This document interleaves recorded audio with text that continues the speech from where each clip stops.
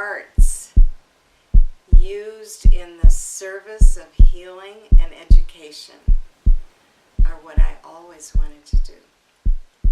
So it's like finding a path that really helps me to develop that. I had that vision when I was quite young. And it's all about the path of the heart.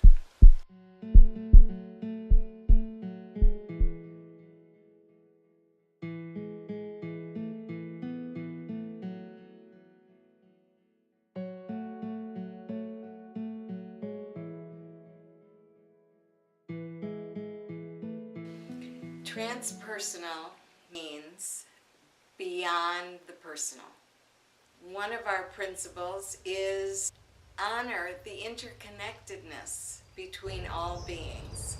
That means animals, that means nature, that means all religions, means all races, it means all cultures. I wanted to start a theater. And it was in the genre of the time with the living theater and the open theater.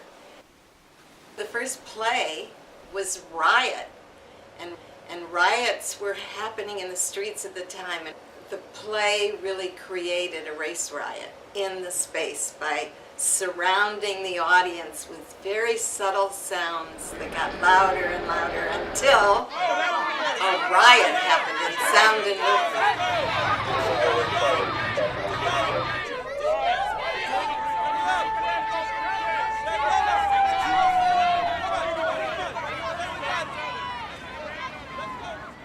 And then Tribe, which was the next one, and that play, we initiated children into one of 3 tribes to break down the stereotypes. So they experienced the beauty and the richness of the tribe that they were in, and then they experienced what happened when they were moved off their land. Sound got loud and it was just a government sound. Get off of your land now! Go to that direction! That experience on the reservation, which was just one gray platform, the fighting turned into harmony. And the last line of the play was, and they owned the wind.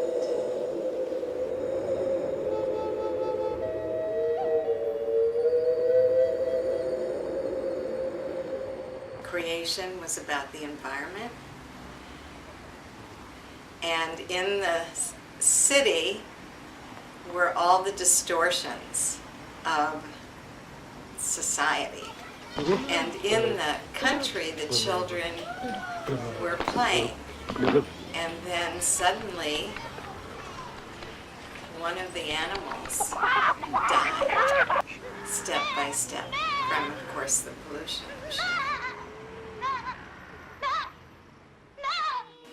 So they will probably never forget it in terms of being interested in the environment and all the issues with the environment now. Transpersonal psychology evolved in the 1960s when everything was wrong. We have to change every system. We have to change everything going on. What can we do? How can we find a different way? And so drugs became one way for people to experiment, to find a new way out. And the other was spiritual teachers who came from the East.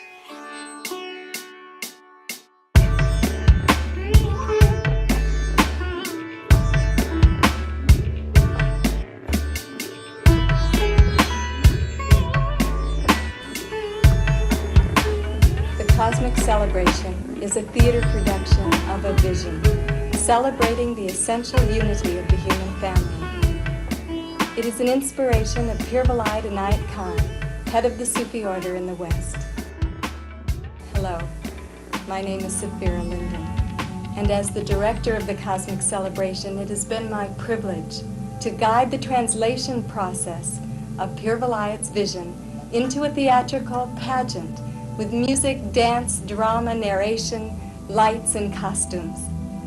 In its evolution over the past 11 years, major productions have been staged in Boston, New York, San Francisco, Los Angeles, the Alps of Chamonix, France, and London, England, with casts as large as 350 and audiences numbering in the thousands.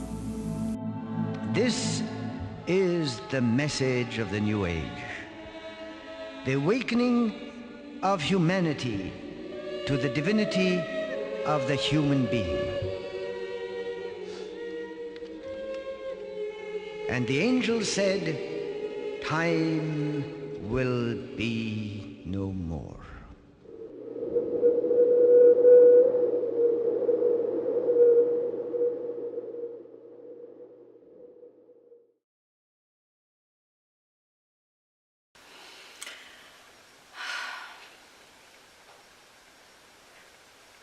I went into a dark place after the last one at Sanders Theater. What I discovered is that I had done so many practices with light to prepare for it. And we had gotten the best of the best lighting to really try to represent those stages of light. There are many stages in the angelic planes, and I could never get it bright enough. So I thought I'd failed.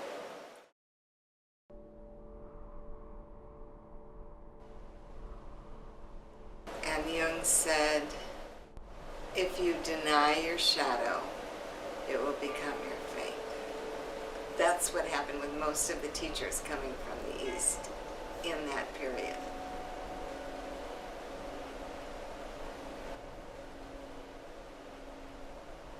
I've been dancing with my shadow.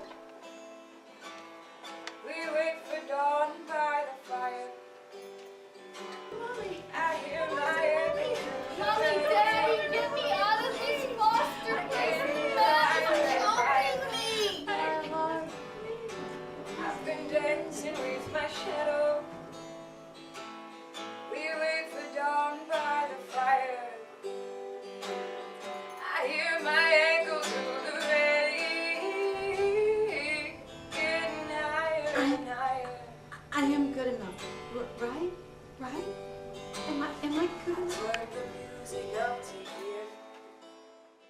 In order to really own our transformational process, we have to get in touch with that which did not work with our parents, with our mothers in particular, but also fathers and also other people in our early life and our early conditioning. The transformation cannot be authentic unless we own what we call in Jungian terms the shadow, or that which is hidden. And sometimes what is hidden is our great creative gifts.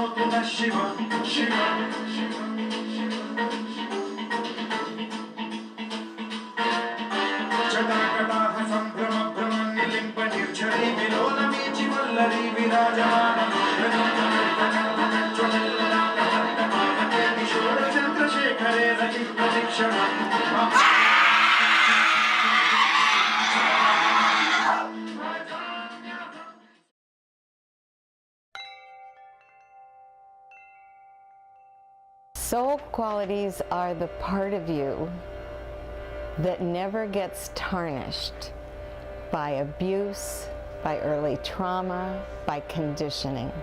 So it might be humor, it might be intelligence, it might be creativity, it might be beauty,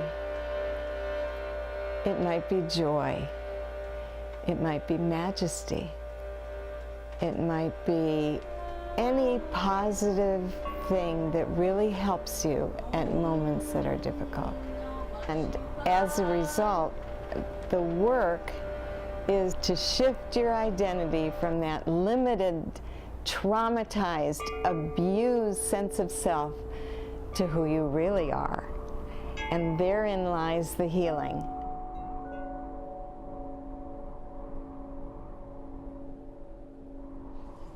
How could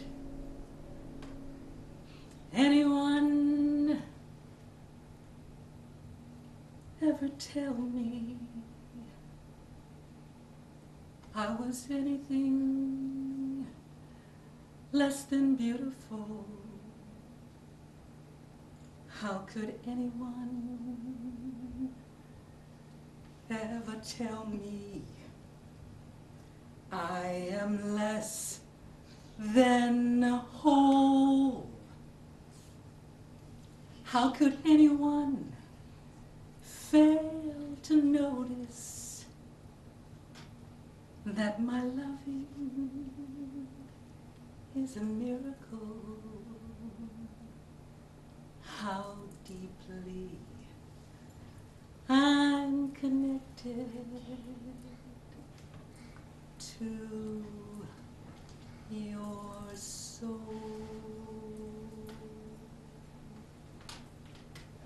How deeply we're connected to the